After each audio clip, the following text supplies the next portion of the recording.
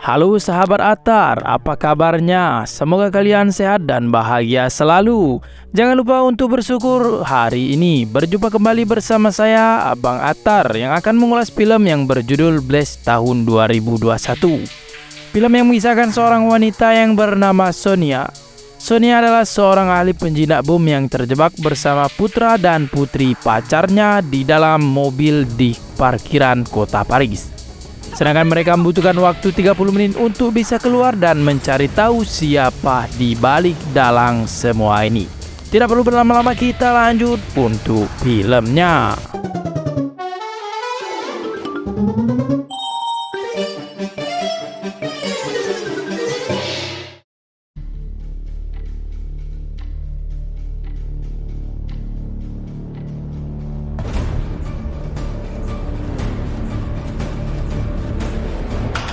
Di basement kota Paris terlihat Fred, Zhu, dan Noah baru saja ingin pergi, namun kesulitan dalam menyalakan mobil milik pacarnya yang bernama Sonia. Karena tidak bisa menyalakan mobilnya, Zhu berkata kepada Fred kalau Fred adalah ayah yang payah. Fred pun langsung menelpon Sonia untuk turun menyalakan mobilnya. Setelah Sonia menyalakan mobilnya, tampak raut wajahnya langsung berubah dari yang semula bahagia, tiba-tiba berubah menjadi menegangkan. Di sini, Fred pun bingung entah apa yang terjadi. Setelah dilihat, ternyata di mobil Sonia terdapat sebuah ranjau yang terpasang di dalam mobil Sonia. Sonia adalah ahli penjinak bom yang bekerja untuk badan LSM bersama Fred. Dia baru kembali dari misi di Ukraina dan meskipun dia terbiasa dengan situasi yang berbahaya seperti ini, namun Sonia kali ini merasa nyawa anak-anaknya dipertaruhkan. Tidak ada taruhan yang lebih tinggi selain daripada nyawa anak-anaknya. Walaupun terkadang nyawanya yang harus lenyap saat menjinakkan bom.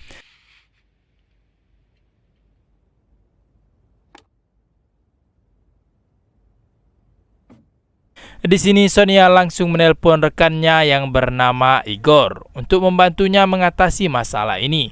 Sonia dan Igor butuh waktu 30 menit untuk menjinakkan ranjau. Di situasi yang menegangkan, Fred memeriksa dan mengawasi semua keadaan yang berada di luar, sembari menunggu Igor yang akan datang membantu mereka. Dibantu oleh Fred, Sonia mulai menganalisa. Ternyata ranjau yang terpasang di bawah mobilnya adalah ranjau anti-tank. Sontak, Zhu dan Noah terkejut mendengar pembicaraan Sonia dan Fred. Mereka berpikir mereka semua akan mati. Namun Sonia menenangkan mereka bahwa semuanya akan baik-baik saja. Anggap saja saat ini mereka berada di dalam sebuah kapal selam yang besar yang dikelilingi banyak ikan-ikan bagus. Tapi kapal tersebut memiliki masalah, yaitu kebocoran yang harus diatasi, dan jika kru kapalnya panik maka semuanya akan tidak bisa naik kembali, tutur Sonia. Dalam suasana yang menegangkan, tiba-tiba Noah membuka pedal kursi. Di situ terdapat tangan seorang yang membuat suasana semakin menegangkan. Sonia menyuruh Noah agar menutup kursinya kembali dan tetap tenang karena semua akan baik-baik saja.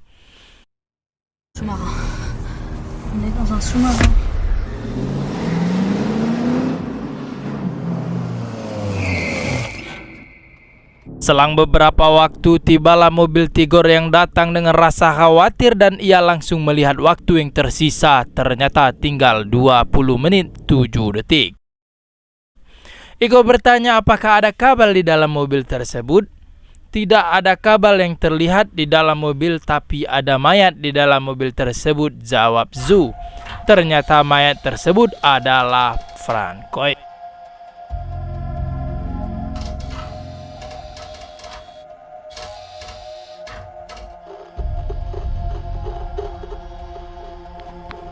Setelah melakukan pengecekan, ternyata sistem ranjau yang terpasang pada mobil tersebut adalah sistem persenjataan, yang sistem pelepasan dimodifikasi terletak pada bobot atau berat penumpang. Di sini bos, apabila berat penumpang ini berkurang, maka mobil ini akan meledak. Di sini semuanya pada bingung. Dengan pengalaman yang dimiliki, Sonia dan Igor jelas sekali ranjau yang sensitif terhadap gerakan dan gelombang radio ini tentunya sangatlah sensitif dan dahsyat sekali. Dengan nada yang tegas, Igor menginstruksikan untuk mematikan semua ponsel dan apapun yang berhubungan dengan gelombang radio, sembari menunggu Kamil yang akan datang untuk membantu mereka. Di sini terjadi sedikit pertengkaran antara Igor dan Sonia. Bagaimana cara mereka menghubungi Igor jika gelombang pemicu detonator sudah aktif, sedangkan mereka memiliki waktu 15 menit lagi.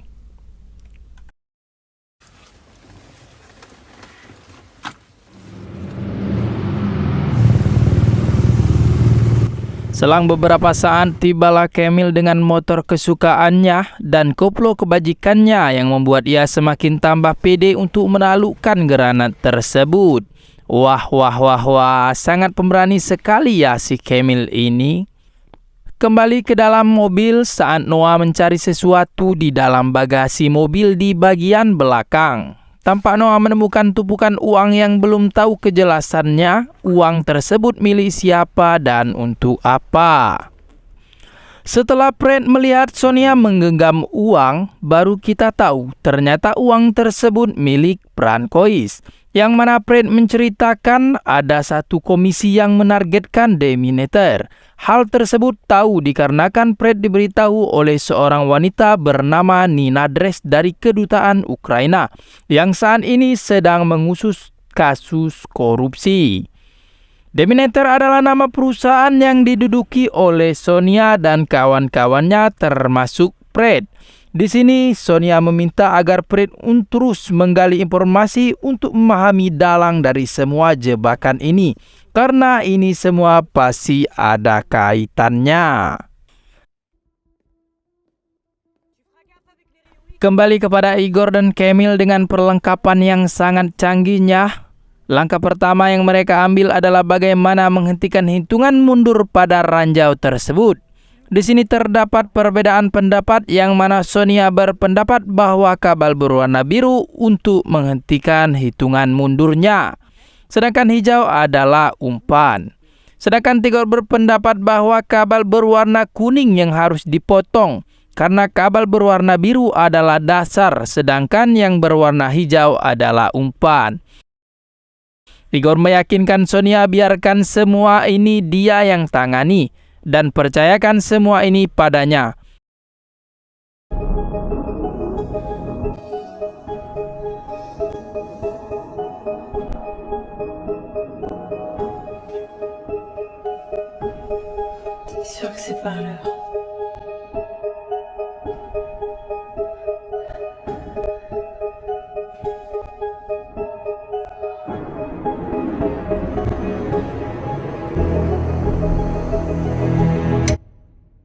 Benar saja, setelah pemotongan kabel berwarna kuning, waktu pun tidak berhenti.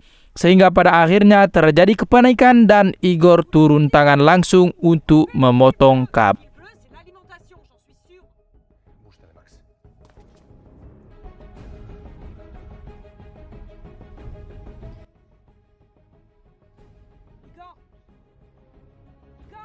Di sini, tangan Igor pun tak kuasa sehingga tangannya gemetar saat mau memotong kabel tersebut.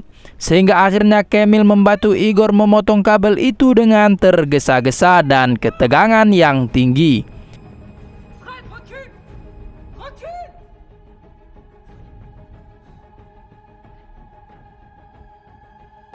Situasi pun makin menegangkan.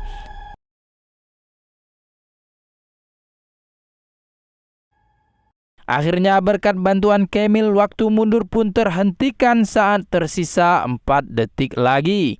Ternyata Kabel yang harus dipotong Igor adalah berwarna hijau, sehingga waktu mundur pun terhentikan. Akan tetapi, untuk melepaskan tekanannya yang masih aktif, mereka masih membutuhkan waktu.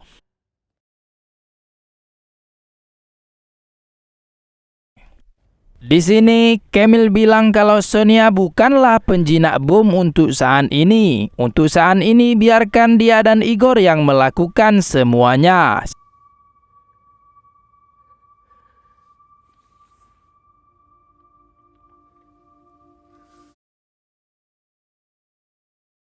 Setelah ketegangan itu berakhir, Kamil pun bertanya kepada Igor mengapa tangannya gemetar saat mau memotong kabel tersebut.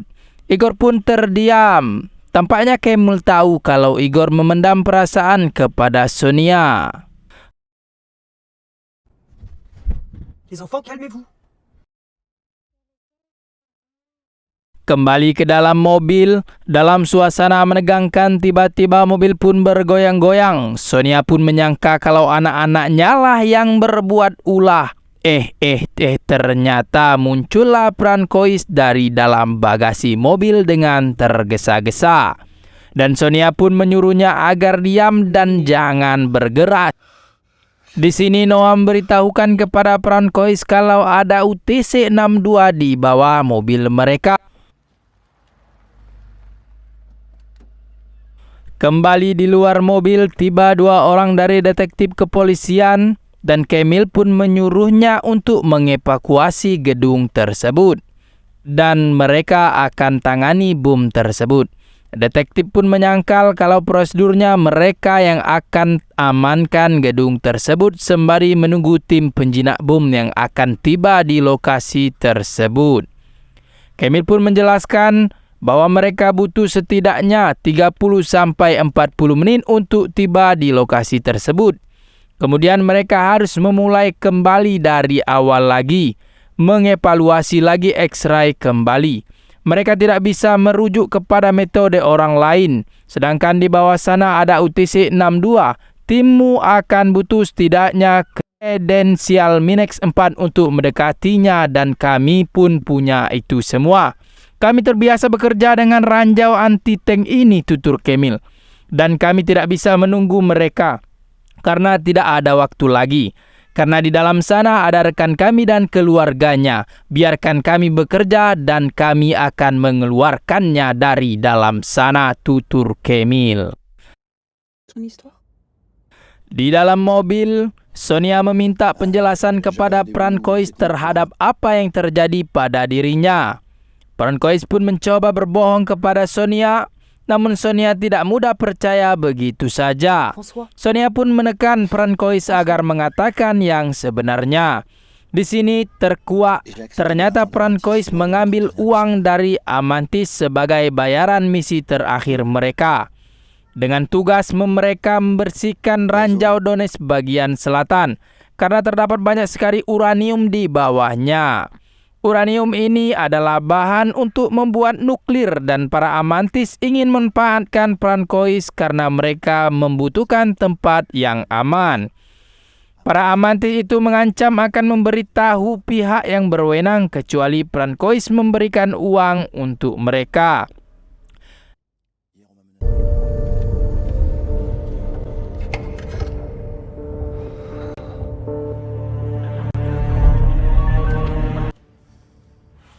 Di bawah mobil, Igor berhasil melepaskan bagian daripada ranjau tank tersebut dan meminta detektif untuk mengecek sidik jari yang ada di sana. Kembali kepada Kamil yang memberikan masukan atau arahan gitulah ya kan. Kepada detektif, kalau dalam menangkal bom itu kita harus antisipasi setiap opsi. Jikalau nantinya ranjau tank ini pun tidak bisa terjinakkan. Tentunya terjadi ledakan yang bagaimana caranya agar ledakan itu pun tidak begitu besar. Di sini Kamil pun menunjukkan sisi gedung dan letak pipa gas yang sangat berdekatan dengan ranjau anti-tank. Tentunya hal itu akan memperbesarkan ledakan jikalau nantinya ranjau ini tidak terjinakkan. Maka dari itu, Langkah pertama yang harus dilakukan adalah menjauhkan mobil tersebut dari pipa gas agar ledakan tidak begitu besar. Kembali kepada detektif yang menemukan sebuah artikel kalau Deminator telah membersihkan ranjau-ranjau di zona perang Donbas, Ukraina. Dan ia menemukan juga kalau para amatis mendirikan industri pembangkit listrik tenaga nuklir di Ukraina. Bahkan saking emosinya kepada pemerintah korup Ukraina, pemuda militer bernama Sergei Zarkov menyatakan perang atas semua industri tenaga nuklir yang mengancam dan menghancurkan hidup mereka setiap harinya.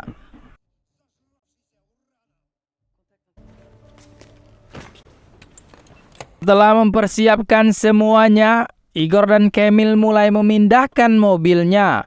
Dalam suasana menegangkan itu, Sonia menghibur anak-anaknya dengan mengajaknya untuk berselfie dan mengirimkannya kepada Fred dan menunjukkan kalau mereka baik-baik saja.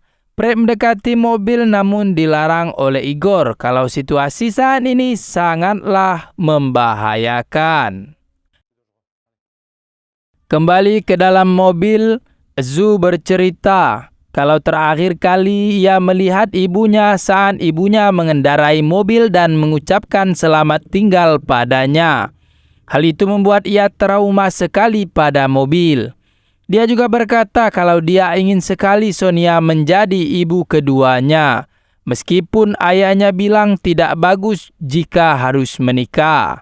Alasannya karena Sonia adalah penjinak bom yang bisa mati kapan saja. Ayahnya tidak ingin dia sedih lagi karena ditinggal ibunya yang kedua kali. Sedangkan Zhu ingin sekali memiliki keluarga seperti dahulu. Ada ayah, ada ibu dan juga dirinya bersama saudara barunya. Di bawah mobil, Kamil berusaha untuk menambah beban mobil. Setelah berat mobil menjadi 90 pon, langkah yang harus dilakukan adalah menekan baterai untuk membuka kunci mobil.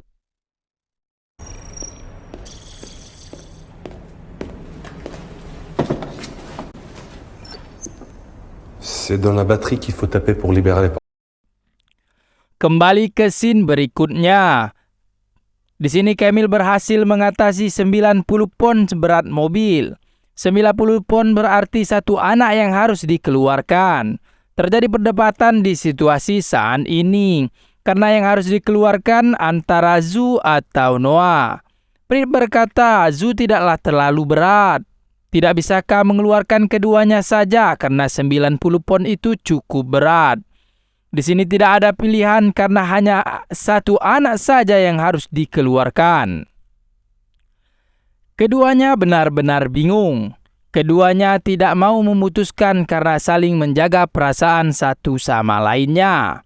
Sampai akhirnya Fred berkata kalau dia sudah kehilangan istrinya dan dia tidak ingin kehilangan anaknya. Ini semua salah Sonia dan Sonialah yang membuat situasi seperti ini.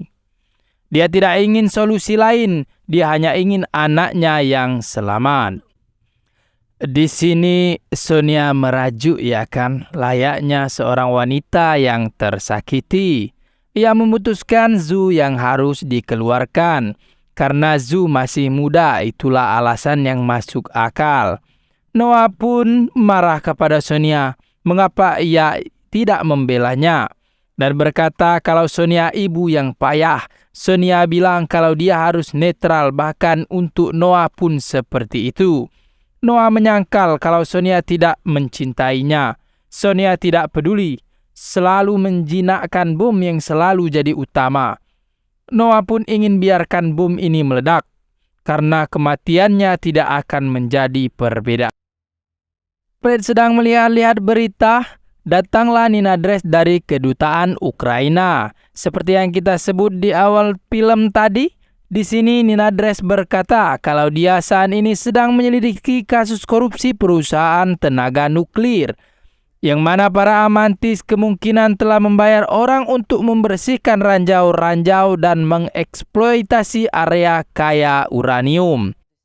dan mencurigai para Amantis membayar Deminator untuk mendekontaminasi zona yang menjadi target para Amantis. Nina berkata, kalau memang bom ini ada kaitannya dengan kasus ini, maka Nina bisa membantunya. C'est bon, t'as trouvé? Attends, Sonia, attends. Kembali ke dalam mobil, Francois, Sonia, Zun, dan Noah dengan buku panduan Deminator mencoba menonaktifkan ranjau, namun justru yang terjadi. Sonia, c'est quoi ça? C'est quoi ça? Sonia, c'est quoi ça? C'est quoi? Que tu fasses un court-circuit entre ce... Membuat situasi pun makin menegangkan. Ranjau pun berbunyi kembali. Berkat arahan Igor dari luar mobil yang menyuruh Sonia agar membuat korsleting pada transformator, ranjau pun dapat dihentikan kembali.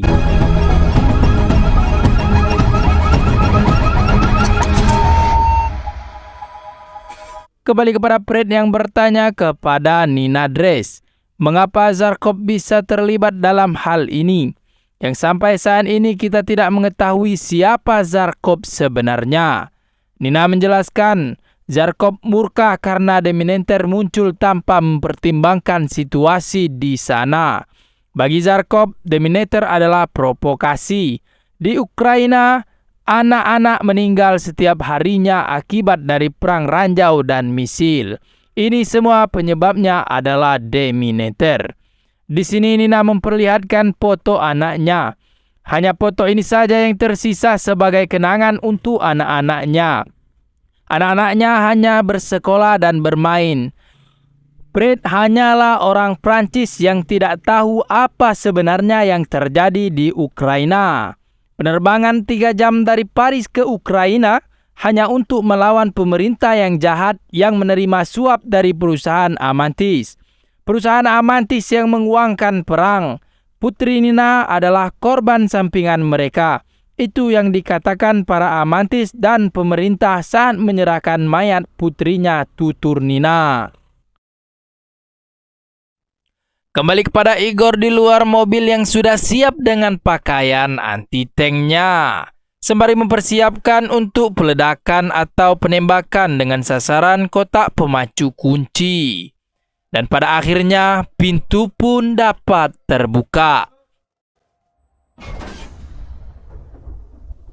Namun belum boleh satu orang pun yang keluar dari dalam mobil.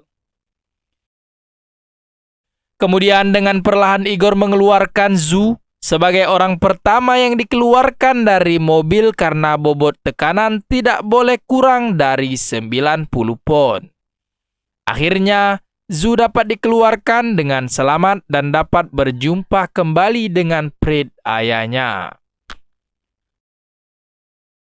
Kembali ke dalam mobil, tiba-tiba si Noah marah-marah kepada ibunya. Dia berkata dia sangat membenci ibunya karena seorang ibu kalau punya kasih sayang pasti memilih dirinya lah yang harus dikeluarkan. Di sini Francois menenangkan Noah dan ia berkata kalau ibunya Noah adalah profesional. Ibunya banyak menyelamatkan orang. Ibumu penyelamat dunia, tutur Francois. Layaknya seorang anak-anak, Noah pun tidak peduli tentang ibunya sebagai penyelamat dunia. Saat Noah di sekolah, dia diintimidasi oleh teman-temannya.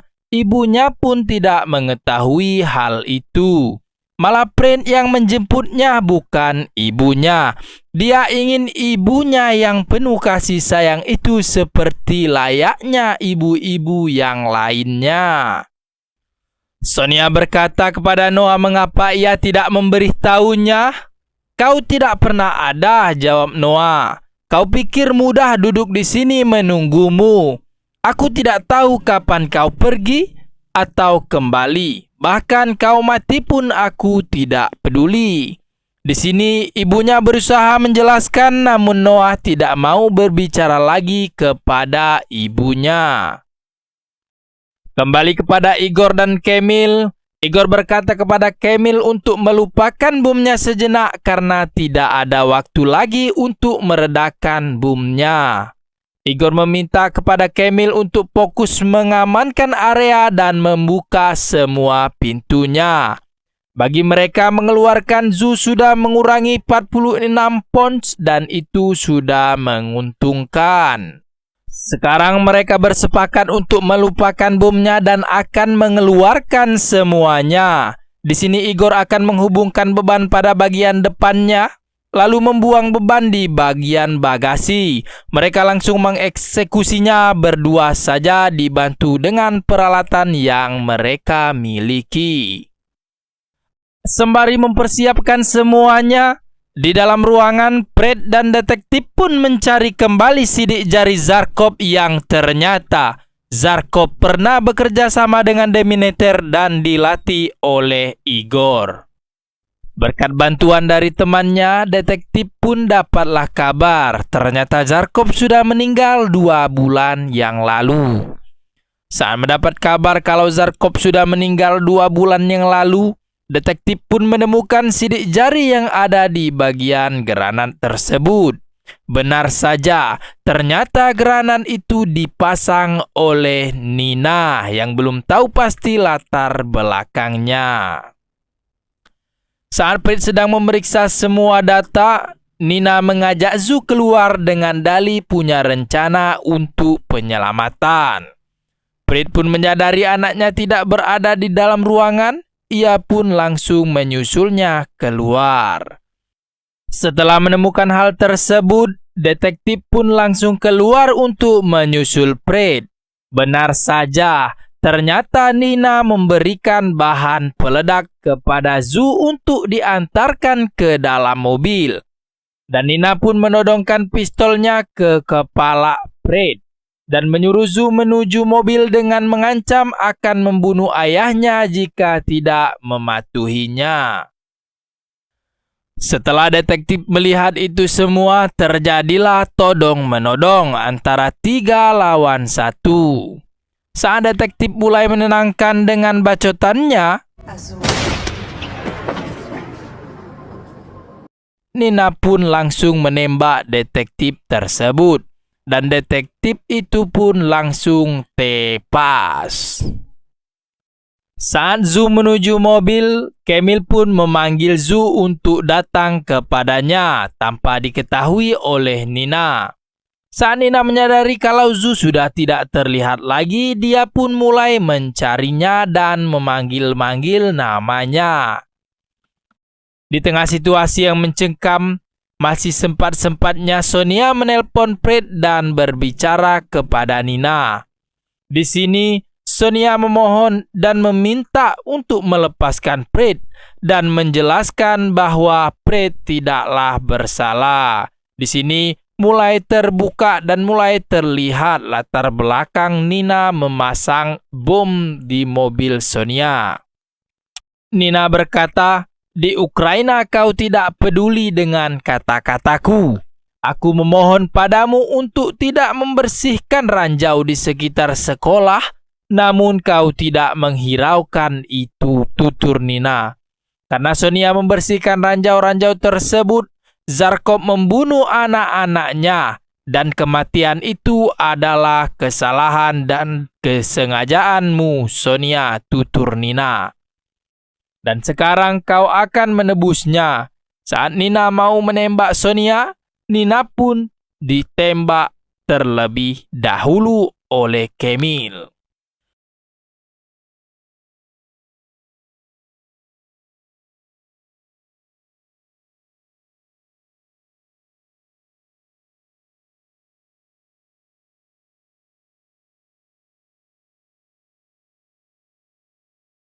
Dalam suasana yang menegangkan itu, di bawah mobil Igor memanggil Kamil. Ia mengatakan kalau dia sudah memegang pelepas tekanannya dan meminta Kamil untuk mengambil pemberatnya karena badannya sudah terjebak, dan meminta semua orang untuk meninggalkan ruangan tersebut.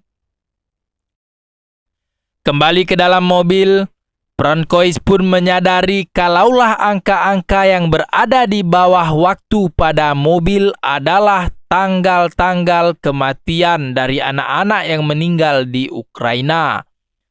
Francois menyalahkan dirinya kalau anak-anak tersebut meninggal karena mereka. Francois tidak menyangka kalau ranjau-ranjau tersebut adalah pelindung bagi anak-anak tersebut dari kekejaman Zarkov. Francois tidak dapat membayangkannya dan tidak menyadari hal itu. Setelah pemberatnya pun terpasang, mereka menginstruksikan kepada semuanya untuk keluar dari mobil.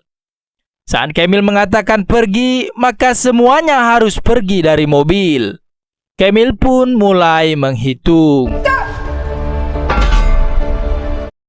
Saat Kamil bilang pergi, semuanya bergegas pergi keluar mobil kecuali Noah.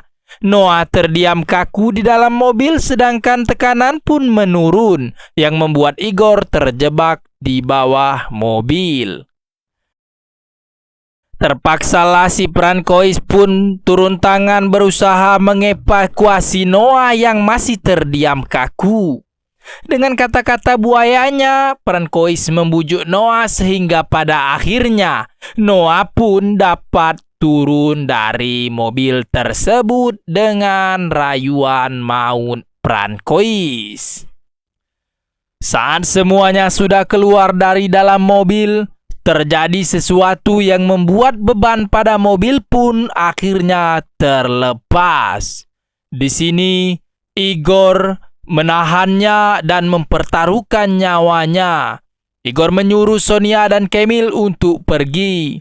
Kamil pun menahan Sonia yang berusaha untuk membantu Igor.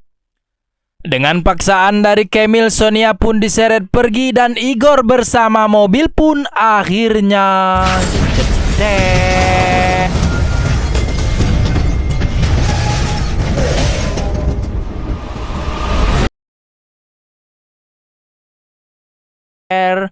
Sonia, Kamil, Prit, Zu, dan Noah pun selamat. Mereka berpelukan dan film pun selesai. Lebih dari 750 sekolah di Donbas telah dihancurkan. Hanya 4% dari daerah saja yang sudah dibersihkan dari ranjau-ranjau. Dan 2 juta warga sipil yang tinggal di daerah ranjau untuk mengamankan dirinya. Setiap 1 jam ada puluhan orang yang meninggal dunia di Ukraina. Menurut saya, film ini sangat tidak begitu banyak buang biaya produksi karena lokasi produksinya atau lokasi syutingnya saja hanya 1 tempat saja. Banyak cerita yang tidak ditayangkan sehingga emosionalnya kurang mengena bagi saya. Seperti apa penyebab Francois berada di dalam bagasi, kemudian flashback dari cerita Zu tentang ibunya dan juga cerita Nina terhadap anak-anaknya. Bagaimana menurut kalian? Silakan di komentar.